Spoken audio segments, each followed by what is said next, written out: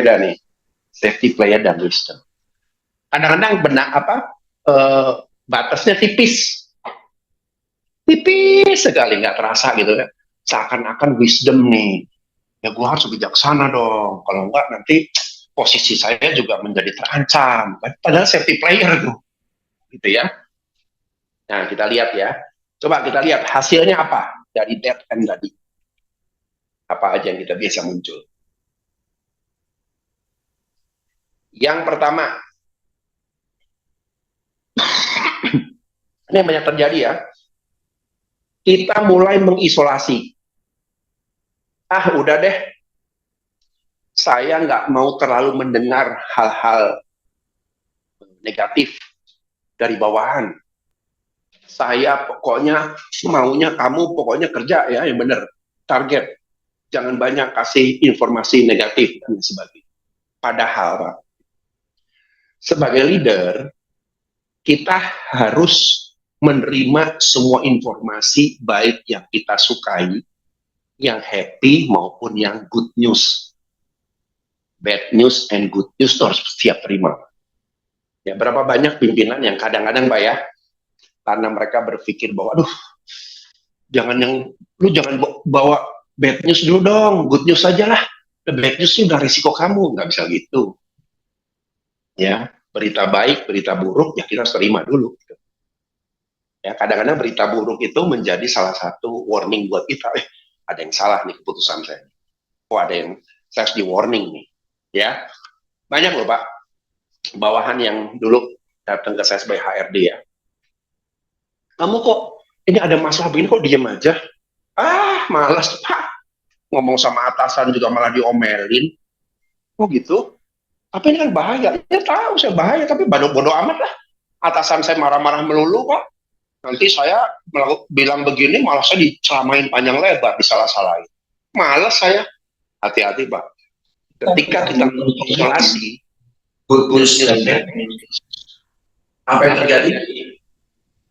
Kita mulai membatasi informasi dari luar.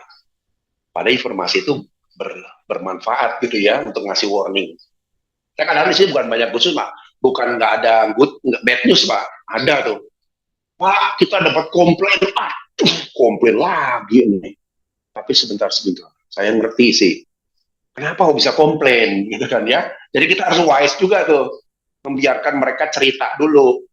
Jadi salah kamu apa? Iya saya salah Pak, saya nggak call balik waktu kemarin Pak. Oke, tenang dulu ya. Nah, tapi kalau kita misalnya, kamu ini nggak call balik gara-gara begini, apa yang terjadi? Saya nggak mau cerita. Contoh anak kecil aja ya, anak kecil ya. Ini pernah ada satu ilustrasi ya. Kenapa ada anak-anak yang suka bohong? Ini anak 6 tahun ya, 5-6 tahun. Suka bohong tuh. Diselidiki lah. Kenapa ya kok anak ini suka bohong ya? Lalu setelah diselidiki, ketemulah polanya. Anak-anak yang suka bohong selalu muncul dari orang tua yang cenderung otoriter. Cenderung kalau salah dikit disalahin. Cenderung kalau salah dimarahin. Anak-anak akhirnya punya pola belajar. Daripada aku dimarahin mamaku, ya sudahlah, ngomong aja yang nggak benar. Ngomong aja, cerita aja yang berbeda. Nah, ini masalah juga. Dan itu terjadi juga di bawahan kita. Kalau kita mau mendengar informasi yang apa adanya, yang jujur apa adanya, ya belajar, menerima. Nggak usah merespon dengan ekstrim gitu ya. Sehingga bawahan takut. Kalau ngomong saya nanti jadi masalah. Saya kalau ngomong nanti malah jadi ini, udahlah. Nah, itu isolasi itu. Next berikutnya, Ismail. Ya, yuk jangan mengisolasi, Pak. Terima udah. Lalu yang kedua, otoriter, udah jelas ya, otoriter. Saya sih bukan berarti bahwa Pak, berarti kita sebagai pimpinan nggak boleh pakai kata pokoknya ya, nggak boleh neken ya, boleh pressure, nggak juga Pak. Ya, makanya saya sebagai leader yang bagus Pak di zaman sekarang ini, kita harus pakai ilmu layang-layang. Layang-layang itu apa? Kadang kita tarik, kadang kita ulur. Tarik, ulur, tarik, ulur. Kalau kita terlalu keras narik, benangnya putus, mereka merontak. sudah pasti. Tapi kalau kita lembek, ya serba membolehkan, ya serba toleransi, juga kita diinjek-injek. Harus pindah loh. Oh, kapan saya harus kenceng, kapan saya harus lembek. Nah, sekarang pertanyaan saya, kapan saya harus bersikap otoriter, kapan saya harus bersikap demokratis? Coba saya lempar dulu ke teman-teman nih. Kapan? Kapan memainkan dua kutub ini nih? Ya silakan, Pak siapa? Pak Ismail. Barangkali ini Pak David nih kayaknya mau jawab. Ada? Silakan. Kapan kita harus otoriter? Kapan kita harus demokratis? Kapan, Pak? Silakan. Mungkin pada saat waktu otoriter adalah saat-saat urgent ketika diperlukan keputusan-keputusan krusial sehingga keputusannya memang harus dari kita dan direction-nya harus jelas. Terus pada saat demokratis adalah ketika situasinya itu quote and quote itu baik-baik saja Pak, ketika bisa memberikan ruang kepada bawahan untuk mengekspresikan atau memberikan ide-idenya ketika situasinya itu baik-baik saja, sehingga kalaupun nantinya terjadi masalah atau kesalahan itu masih ada ruang untuk memperbaiki Pak. Oke, 100.000 buat Pak David ya.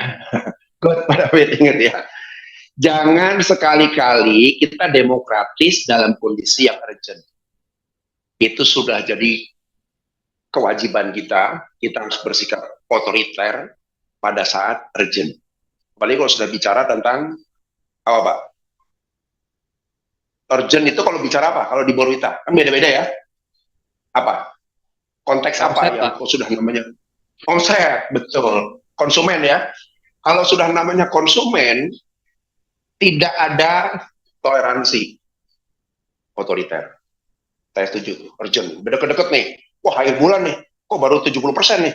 Gimana nih? Udah otoriter aja. Jadi saya nggak setuju kalau Pak, kita pimpinan zaman sekarang nggak boleh otoriter. Salah, Pak. Nggak bisa. Kita harus mainkan dua dimensi. Tapi juga jangan terus selalu otoriter juga tuh. Nanti bubar semua. Ujung-ujungnya Pak, mohon maaf saya resign ya. Nggak kuat ya, repot juga gitu kan ya.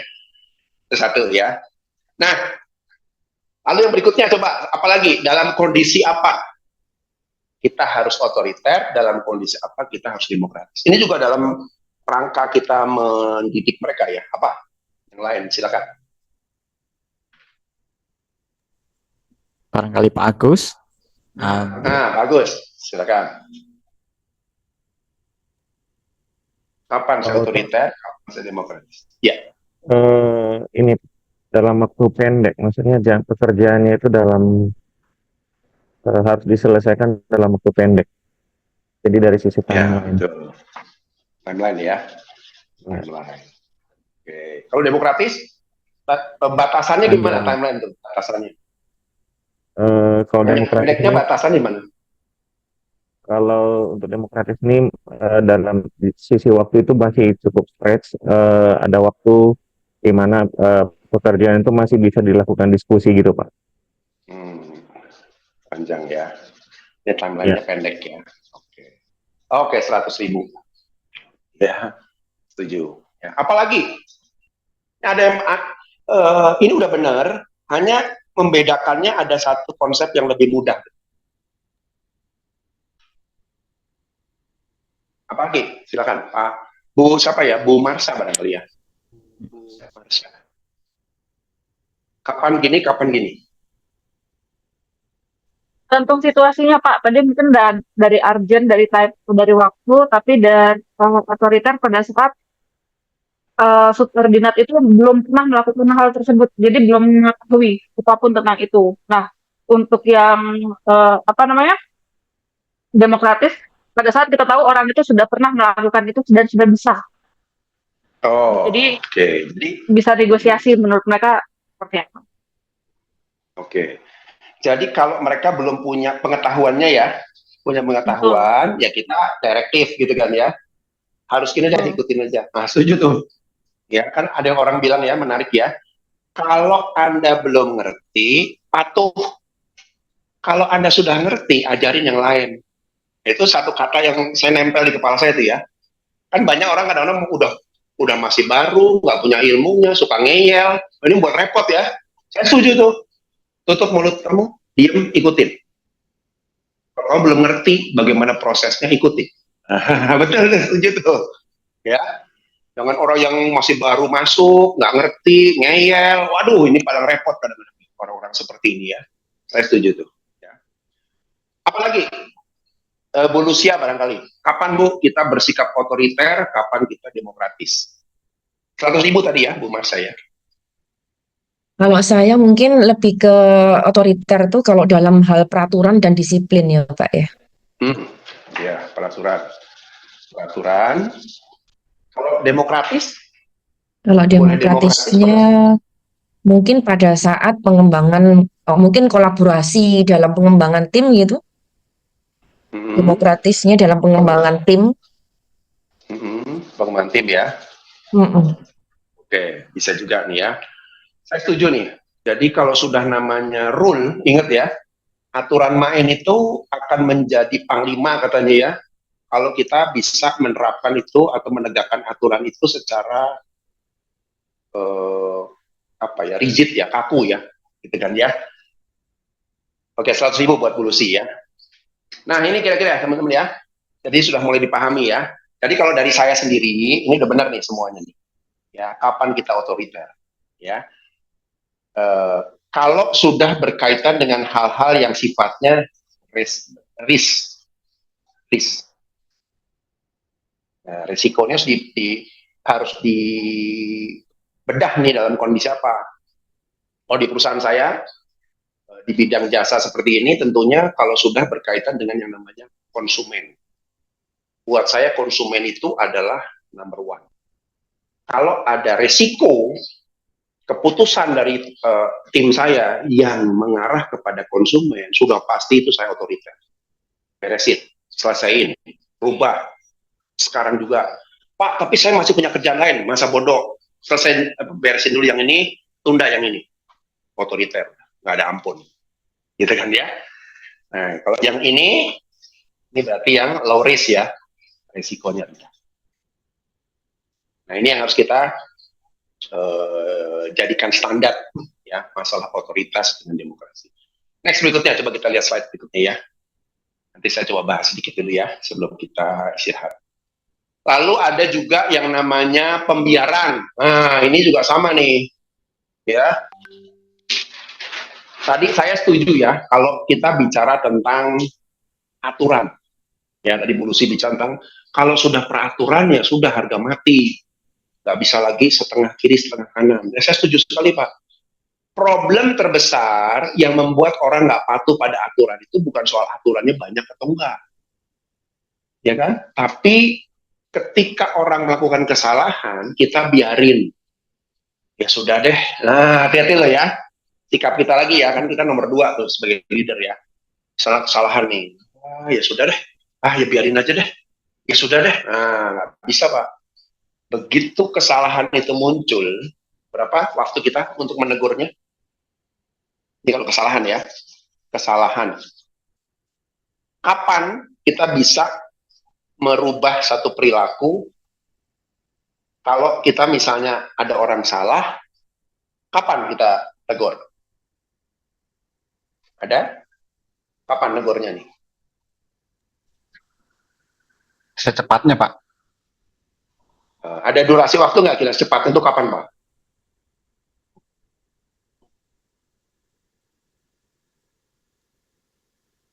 Betul secepatnya, tapi apa? 14.1 maksimal Pak. Good, 50.000 tuh. Ya, jadi kesalahan itu harus 1 kali 24 jam. Kalau Bapak ngelihat bawahan salah, jangan tunda besok, Pak. Jangan tunda minggu depan. Panggil, ajak ngobrol, ini salah. Perbaiki. Itu akan manjur, karena langsung kena kepada behaviornya dia. Oh ya, saya salah. Dan orang yang ditegur dalam tempo yang singkat, itu jauh bisa menerima. Dibanding kesalahannya udah seminggu, Pak. panggil misalnya. Sorry ya, kamu ini salah mengerjakan nih. Jadi gini gara-gara. Ingat nggak minggu lalu? Wah, udah tuh beremosi. Kan orang berpikir lah, kok minggu lalu Bapak nggak negor? Kok sekarang baru negor nih? Maksudnya apa nih? Ini ada udang di balik batu apa nih? Ini ada kepentingan apa nih? Jadi orang serba salah, Pak, nanti juga salah pengertian. Apalagi kesalahan yang sudah berbulan-bulan lewat. Ya, saya sering kali bilang, Pak, ke para pimpinan ya, Pak, kalau Bapak tidak negor orang di saat yang tepat, lalu sudah lewat sekian bulan, jangan pernah diungkit-ungkit lagi, Pak. Kalau diungkit-ungkit, yang ada sakit hati. Bukan orang terima, ya jadi sakit hati. Wah, kok gini sih? Kan udah lewat, udah lalu. Bapak waktu juga nggak negor saya. Kan kita pernah meeting berapa kali, kongko berapa kali, ketemu berapa kali, kok baru sekarang ditegur. Ini maksudnya apa? Akhirnya sakit hati, Pak. Ya, kalau mau negor, satu yang membaca panggil tegur. Ya, juga sama ketika orang punya prestasi. Kapan dikasih apresiasinya? 1 kali 24 jam. Jangan terlambat. Ya kan? Misalnya dia baru pulang dari mana, pencapaian targetnya bagus. Yuk ngobrol. Makasih ya. Wah, mantap deh. Hebat nih. Orang happy. Wah, langsung segera kita diberi apresiasi. Jangan salah, Pak. Ini hal sepele tapi impact-nya besar. Gitu ya. Next, coba kita kembali ke slide sebelumnya. Ya. Jadi pembiaran ya. Yuk kita mulai belajar sebagai leader, Bapak harus berani negur, Pak. Pak, kalau misalnya ada karyawan bermasalah, bagusnya tak suruh ke HRD atau saya handle sendiri ya. Nah, ini masalah besar juga, Pak. Kadang-kadang, saya jadi HRD lama, Pak ya, jadi saya kadang sering bingung juga ya. Atasan datang, Andre, saya punya karyawan bermasalah nih, udah absen dulu, dan sebagainya, tolong panggil dong. Kok saya manggil, Pak? Ya, Bapak kan HRD. Sebentar, ini something wrong. Saya bukannya nggak mau, seneng-seneng aja manggil orang, Pak. Karena saya punya ilmu negor juga, saya terlatih negor orang. Tapi jangan kaget, suatu hari orang lebih takut sama HRD dibanding Bapak dan Ibu sebagai pimpinan. Repot. Jadi figur otoritasnya HRD semakin besar, karena semua orang bermasalah selalu bilang HRD aja deh, panggil Pak sama HRD. Salah, Pak. HRD itu tugasnya mengadministrasikan, mencatat apa problemnya, dicatat, ditulis sebagai track record orang ini. Tapi yang negor harus Bapak dan Ibu. Panggil, tegur, marahin, jelasin apa salahnya dan lain sebagainya. Sehingga otoritas itu ada di diri kita masing-masing, bukan di HRD. Saya dulu juga sering akhirnya saya pernah disidang, Pak. Jadi saya kerja di satu perusahaan, saya disidang. Saya tiba-tiba dipanggil satu ruangan, ada direktur, ada para manajer, mereka ngeluh. Saya dianggap sebagai orang yang memprovokasi karyawan, sehingga orang lebih patuh ke HRD dibanding ke manajernya masing-masing. Kan saya bingung, loh salah saya apa ya? Lalu saya bilang begini, waktu saya disidang, saya bilang begini, Bapak, Ibu, mohon maaf, saya nggak minta saya jadi punya otoritas sebesar ini. Tapi Bapak Ibu yang sering melempar masalah itu suruh selesaikan oleh HRD, membuat mereka lebih segan sama saya dibanding Bapak dan Ibu. Sekarang salah siapa? Saya nggak pernah memprovokasi mereka, saya nggak pernah minta mereka harus begitu. Ya, jadi harus mulailah kita belajar sebagai leader, tegur, panggil tegur, panggil apresiasi. Coba lihat, kita punya power di situ, gitu ya. Next berikutnya, safety player sudah jelas ya. Ini biasanya kalau kita ngambil jalur paling aman ya safety player aja dah. Tapi kita nggak punya prestasi apa-apa. Follow the rule, ini juga jadi masalah nih. Ya, kalau kita menghadapi bawahan, menghadapi masalah, ujung-ujungnya ya aturannya gimana? Kan aturannya begini, orang nggak unrespect dengan just aturan. Aturan ada untuk membantu menyelesaikan masalah, tapi bukan segala sesuatu harus mengacu ke aturan. Kadang-kadang hubungan human relation tadi yang bagus ya. Contoh misalnya ada bawahan dengan kesalahan. Tapi saya baik-baik saja ngomong, saya tanya keluarganya, saya ini. Kadang-kadang dengan begitu aja mereka udah ngakuin kesalahan. Ya Pak, saya memang salah Pak. Ada kesempatan nggak Pak? Oke, saya mau kesempatan. Coba lihat loyalitasnya seperti apa. Ketika kita sebagai pimpinan, kita panggil, kita tegur, dan kita berikan toleransi, berikan dia durasi untuk minta maaf dan lain sebagainya. Dibanding aturannya begini ya, sorry ya, aduh. Ya, bukan berarti nggak pakai aturan ada, tapi tidak harus menjadi semua kunci diselesaikan dengan aturan. Lalu apa? Refuse to develop. Nah, ini juga masalah, Pak. Banyak sekali pimpinan yang malas ngembangin bawahan karena apa? Wah, percuma, Pak. Udah di training kabur. Udah saya pinterin kabur. Udah saya pinterin nanti malah nggak cocok dan lain sebagainya. Nah, ini konsep yang salah, Pak. Tugas kita memang ngajak orang jadi pinter. Either dia tetap dengan kita atau dia pinter di perusahaan lain. Titik. Coba lihat. Kalau kita punya konsep prinsip seperti itu, Pak, Bapak ngasih kepintaran orang nggak ragu-ragu, nggak hitung-hitungan, ya. Tapi kan rugi, Pak. Nanti ilmunya saya kepake sama dia yang dapat prestasi bagus, siapa tahu dia melampaui manajer di perusahaan lain, saya rugi dong ngasih ilmu. Jangan pikir gitu, Pak. Karena namanya ilmu itu tidak ada batas. Ilmu itu nggak ada ujungnya. Karena kalau kita udah batasin ngajar orang, akhirnya banyak nih pimpinan-pimpinan yang malas ngajarnya, malas minterin, ya udah pokoknya kamu kerja aja gitu instruksi deh. Supaya kalau keluar dia nggak bawa ilmu saya. Nah, salah, Pak. Tugas kita pinterin orang kan jadi kayak lingkaran setan ya. Ini ada orang nih, Bapak nggak pinterin nih di sini nih, dibiarkan aja karena merasa takut kalau ilmu yang saya berikan, effort saya minterin orang itu rugi kalau dia keluar nantinya. Akhirnya kita nggak pernah ngasih siapa-siapa yang nanti jadi bawahan kita tuh optimal. Yang rugi siapa? Ya kita sendiri. Karena kita hanya punya orang yang hanya 50% capacity-nya dia. Akhirnya dengan 5% ini kita bebannya ke kita lagi naik. Bebannya naik ke kita lagi, naik ke kita lagi. Yang capek kita lagi, aduh, kok pusing ya? Nah, ini repot, Pak. Ya. Jadi jangan pikirin apakah dia tetap sama-sama dengan kita atau apalagi generasi sekarang, Pak. Ya, kalau saya merasa bahwa kalau saya memberikan semua ilmu saya kepada generasi yang someday mungkin nggak lama dengan saya, it's okay. Saya happy kalau suatu hari ketemu dia, ternyata dia lebih baik, lebih nggak apa-apa. Nanti saya cari lagi orang.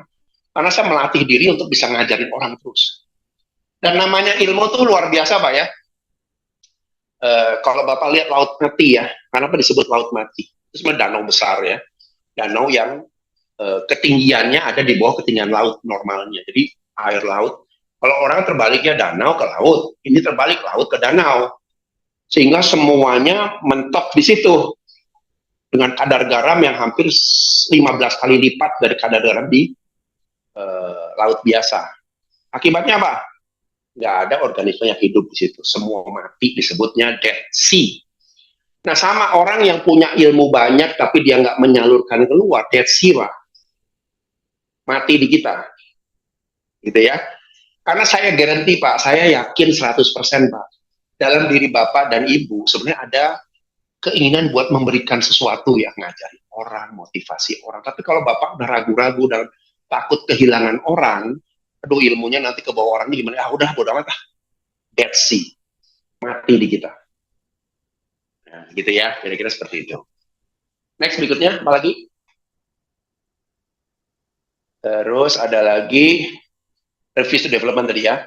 Jadi tidak confident. Nggak confident nih karena saya ngerasa bahwa, nah ini juga jadi masalah nanti kalau kita. Lalu keep the distance. Ini juga nggak bagus, Pak. Jaga jarak. Jaga jarak, gitu kan ya. Saya banyak lihat di perusahaan sekarang, Pak ya, di perusahaan yang khususnya konfliknya banyak sekali ya, banyak konflik lah ya. Banyak sekali pimpinan yang pada akhirnya mengambil satu, ya sudahlah, saya nggak terlalu banyak terlibat deh. Yang penting datang, ngerjain tugas saya, koordinasi, pulang. Tidak punya engage sama sekali dengan organisasi. Yang rugi siapa ya? Dia sendiri. Secara pekerjaan, fine. Tapi secara engagement, Anda tidak merasa menjadi bagian dari perusahaan, juga kerugian buat kita juga. Kerugian buat perusahaan juga ya. Orangnya datang, pulang, tapi nggak ada keterlibatan apa-apa. Nah, inilah yang sering menjadi masalah siapapun juga ya, entah karyawan kita, entah kita sebagai leader, kita punya batasan-batasan seperti ini. Nah, hari ini kita akan coba membuka semua dulu ya. Karena kalau Bapak tidak menyelesaikan diri sendiri, sebagai leader, Bapak tidak dan Ibu tidak pernah bisa mengeluarkan semua potensi kita secara optimal. Ya. Jadi orang tuh harus lepas dulu gitu ya, release gitu kan ya. Kalau semua yang kita pikirkan adalah ketakutan, safety play, gue gini aja deh, malas ngajarin, ngapain nanti kalau pinter, saya gini aja deh, dan lain sebagainya. Semua potensi kita terkunci. Nggak pernah bisa jadi orang yang memaksimalkan. Padahal kalau kita bicara intrapreneur, ini harus orang yang benar-benar sudah lepas dari masa-masa lalu ya, sudah lepas dari masalah-masalah itu, sudah berdiri sebagai leader yang freedom. Ya, atau sekarang tuh ada satu yang menarik ya, disebut sebagai orang yang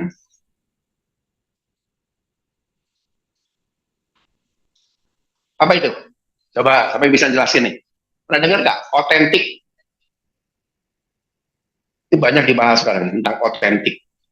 Manusia yang otentik, leader yang otentik. Apa coba? Ada yang bisa jawab? Siapa kira-kira? Pak Andre, saya siap menjawab nih ya. Ya. Belum, Pak. Kalau gue sama orang yang nggak paham. Apa? Belum. Oh, nggak paham. Oke. Yang lain. Apa itu otentik? Dan saya lihat ya, kepribadian otentik, ada kepribadian orang yang paling sehat di dunia yang seperti ini. Apa adanya, Pak? Siapa yang jawab tadi? Apa adanya? Yes. Bisa dibilang salah satunya ya, adalah orang yang bersikap apa adanya. Saya nggak perlu menutup-nutupi diri saya nggak perlu pakai topeng harus bagaimana, tapi saya jadi leader, jadi pribadi apa adanya. Orang mau terima saya, syukur. Orang nggak terima saya, ya sudah. Tapi selama saya punya sikap yang positif, demi kebaikan banyak orang, saya lakukan itu. Titik. Itu banyak ya, orang-orang yang sekarang mulai jadi otentik, itu ada tuh. Gitu ya. Nah ini salah satu ibu ya, buat panigar tadi ya, otentik. Dan orang otentik itu katanya orang yang paling sehat secara mental. Kenapa coba? Karena dia tidak merasa perlu menjadi siapapun juga kecuali dirinya sendiri. Kenapa saya banyak ngajar ini, Pak? Karena banyak leader itu kebingungan. Saya harus gimana ya? Pertama, karena belum siap dengan situasinya. Waduh, saya belum dapat pembekalan nih. Situasinya begini nih. Apalagi di perusahaan-perusahaan yang ekstrim ya. Kayak contoh di beberapa perusahaan seperti BUMN, itu kan orang dinaikkan posisi itu nggak ada pelatihan, Pak. Kayak dijeblosin, pindah ya ke sana ya, pegang posisi. Nggak ada serah terima, nggak ada yang namanya pelatihan dulu. Tiba-tiba diceburi hutan belantara. Tapi begitu 3 bulan lalu kesalahan, langsung kena KPK, langsung kena masalah. Jadi orang stres, Pak. Orang dipindahkan di sana tuh bukan seperti orang dapat karir. Yang ada seperti dihukum. Stres, luar biasa ketakutan.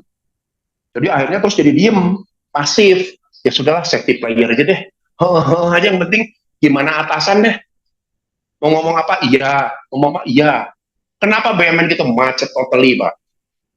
Ya contoh sekarang lagi tren ya PT Timah. Saya pernah ngajar di sana juga. Stuck. Antam, stuck. Semua stuck karena model cara mendelegasikannya kayak begitu, Pak. Bukan membuat orang tertantang, malah yang ada takut. Autentiknya hilang. Mereka jadi orang safety player. Ya demi jabatan saya, demi posisi saya, ya sudahlah, saya iya jadi yes man, iya Pak, ya Bu, iya Pak, pokoknya apa aja salah. Nanti kalau udah atasannya salah, kena KPK, dia kena juga nyesel, aduh kenapa kok saya iya aja, ya salah sendiri. Nah ini kondisi-kondisi yang mengerikan ya yang terjadi. Yuk kita belajar menjadi leader yang otentik. Kemudian itu karena memang konteks kesalahan itu harus OTT Pak, operasi tangkap tangan, langsung terpergok, langsung memang orangnya kita lihat dia bersalah gitu ya. Tapi kan kadang-kadang ada orang yang sembunyi ya, artinya sekian tahun, sekian bulan belum kelihatan tuh. Tapi ketika kita lama-lama mikir, wah ini kayaknya orang ini terlibat juga. Ya ketika kita tahu saat itu, lalu kita panggil, ya kita anggap itu sebagai teguran yang pada saat itu. Karena kan kita belum tahu sebelumnya dia terlibat atau enggak. Gitu Pak. Ya. Jadi nggak apa-apa, kalau menurut saya, kalaupun itu masalah yang sudah lewat, apalagi, ya kita akan ngomongnya mungkin lebih cenderung ini. Pak, mohon maaf Pak ya, berdasarkan investigasi yang kita lakukan terus bertahap, kami kebetulan sudah menemukan kuncinya bahwa Anda juga ikut terlibat. Nah, berarti itu tangkap tangan pada saat itu. Walaupun kesalahan yang dia buat, kesalahan yang sudah dilakukan berbulan-bulan atau bertahun yang lalu. Gitu ya. Tapi ini ingat Pak ya, ini kan kesalahan yang sifatnya teknikal ya, bukan kesalahan yang sifatnya fraud. Kalau kesalahan yang sifatnya fraud, kapanpun saja ya harus kita lacak, kita temukan, ya ada hukumannya. Tapi kalau teknikal, misalnya dia kecerobohan gitu ya, nggak sengaja salah ngirim, tapi nggak ketahuan tuh berbulan-bulan tuh. Tapi begitu tokonya komplain, baru ketemu, loh ini kok bisa salah kirim, kapan ini? 3 bulan lalu, lah kok bisa begitu? Siapa nih yang ngirim? Selidik-selidik nggak ada yang ngaku, akhirnya ketemu, oh si B. Kita panggil lah si B, itu udah masuk tangkap tangan. Walaupun kesalahannya sudah lewat beberapa bulan lalu. Gitu Pak ya konteksnya. Jadi nggak apa-apa Pak. Itu hal yang lumrah karena tidak selalu kita bisa operasi tangkap tangan. Langsung gitu kan ya. Itu kira-kira Pak. Terima kasih Pak Andreas. Ya sama-sama. 100.000 ya Pak Arya ya. Oke, ada lagi pertanyaan dari Pak Andi. Andi. Iya. Izin Pak Andreas mau tanya ini Pak, ada 2 poin mungkin. Tadi terkait dengan yang motivasi dalam bekerja begitu ya Pak. Tadi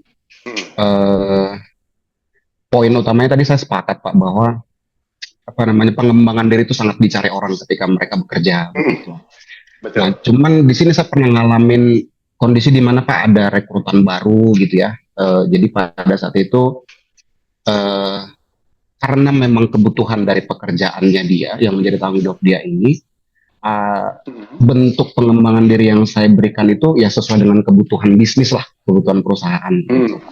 Nah, tapi pada akhirnya dia resign begitu. Setelah dia resign, untungnya kami menjaga hubungan baik. Akhirnya ngobrol-ngobrol santai begitu Pak, saya dapatin bahwa salah satu alasan dia resign itu karena pengembangan yang saya berikan itu tidak sesuai dengan pengembangan yang dia harapkan dari secara personalnya begitu. Jadi misalnya sesimpel misalnya Pak, dia mintanya Excel tapi saya berikannya PowerPoint, misalnya begitulah contohnya. Nah jadi untuk kondisi gini kan memang sering terjadi begitu ya Pak ya, ketika orang pengen, saya ingin mengembangkan diri di bagian ini, tapi atasan dan juga melihat kepada kebutuhan perusahaan, ya kebutuhan pengembangannya berbeda begitu. Nah dari Pak Andreas saya penasaran dengan gimana nih kira-kira untuk menanggapi kondisi seperti ini gitu Pak. Itu yang pertama. Yang kedua, bicara comfort zone ini kan Pak, dalam hal motivasi bekerja orang kan kita sering sekali tuh menghadapi tantangan terhadap mungkin bawahan-bawahan kita yang bisa kita bilang usianya sudah mendekati masa pensiun Pak. Gitu. Yang mana sebagian besar beliau ini tuh udah berada di titik yang dimana ya udahlah 2 tahun lagi juga mau pensiun gitu. Jadi kalau kita mau motivasi mereka, membuat mereka untuk lebih mendapatkan hal-hal yang lebih menantang lagi, itu sulit begitu Pak. Nah, Pak Andreas bagaimana kira-kira mungkin bisa share tips dan trik terhadap beliau inilah yang kondisinya tadi mungkin sudah lama di perusahaan ini, sudah menjelang usia pensiun juga, sehingga merasa ya sudah apa yang dilakukan sekarang saja itu sudah cukup. Toh secara pekerjaan, secara KPI, ya udah dia tetap berpegang kepada ke situ. Itu sih Pak Andreas, 2 pertanyaan dari saya. Terima kasih Pak. Iya, baik. Oke, baik, terima kasih ya Pak Jadi gini Pak, jadi ini menarik ya. Dua hal ini merupakan tipikal kondisi yang akan kita hadapi di perusahaan manapun sama, gitu ya. Yang pertama adalah kecocokan bidang dengan pengembangan, kecocokan bidang dengan jabatan. Itu udah pasti tuh, di mana-mana itu sering jadi isu, sering jadi masalah, gitu kan ya. Nah kita nggak bisa pungkiri Pak, ada orang yang memang misalnya contoh ya, kalau saya misalnya sudah kuliah di bidang keuangan nih, ambil S2 lagi, ngambil sertifikasi pajak lagi ya, tiba-tiba dikasih pekerjaan yang nggak nyambung. Nah, orang punya pilihan, aduh kok sayang ya, saya udah kuliah tinggi-tinggi, tapi kerjanya kok nggak nyambung. Lalu dia mulai berpikir, wah ini kayaknya nggak cocok. Nah kalau gitu kita nggak bisa apa-apakan Pak. Artinya memang mungkin dari proses rekrut, proses kita memilih orang, bidang studi apa yang dia ambil, sejak awal harus clear pada saat interview. Ya, terutama kalau kita bicara tentang jadi kalau dalam dunia industri itu kan ada sering kita tanya gini ya, kalau saya bilang, oh maaf Anda ini kan saya butuh marketing, tapi Anda backgroundnya kok kelihatannya hukum ya, ini akan masalah atau enggak? Jadi kita clear dulu tuh di awal. Kalau dibilang ya sebenarnya saya mau coba aja, nah biasanya udah coba-coba saya mikir-mikir nih orang bener serius enggak, jangan-jangan tengah jalan putus gitu ya. Tapi kalau enggak Pak, saya yakin Pak, karena saya pengen belajar di bidang yang lain, saya ingin coba di bidang lain. It's okay, kita mau terima. Jadi rekrut itu sebenarnya sekarang nih Pak, tidak lagi bisa dilakukan asal-asalan Pak. Ah, yang penting asal masuk deh. Yang penting udahlah butuh orang asal masuk, nggak bisa Pak. Kelihatannya sepele, oh kita dapat orang nih. Tapi kerugiannya bisa jangka panjang. Kalau orang tadi ya yang memang nggak cocok lah dan lain sebagainya. Jadi rekrut itu benar-benar teknik rekrutnya. Lalu apakah orang yang beda bidang akan bisa stay? Ada banyak Pak kenyataannya nih. Ya, saya juga punya teman beberapa yang dulu profesinya sama seperti psikolog, sekarang jadi marketing, hebat-hebat. Marketing loh. Wah, asik Dre. Saya bilang, kenapa nggak psikologi? Ah, males psikologi, anak marketing. Nah, berarti memang dia salah masuk ke bidang studinya salah gitu ya, cocok di marketing. Jadi tidak dipungkiri untuk orang pindah bidang, pindah jabatan, pindah apa sesuai dengan minat dia yang bisa berubah-ubah, it's okay. Tapi hati-hati, ada orang yang memang mungkin sejak awal dia sudah investasi besar ya di bidang sesuatu, tiba-tiba dipindahkan ya tentu kita nggak bisa pungkiri dia akan nggak Pak, so pindah bidang yang cocok sama saya deh. Saya dulu nggak berminat kok jadi marketing, tapi di sini dipaksa jadi marketing ya sudah saya pindah. Kita nggak bisa apa-apa. Karena kalau Anda paksakan, nggak bisa Pak, Bapak udah tekan kontrak segala macam. Bapak hanya dapat orang yang punya motivasi 50%. Ya, 50% tuh. Hatinya udah nggak ini ya, nunggu penalti aja deh. Penaltinya selesai, kontraknya habis, gua kabur deh.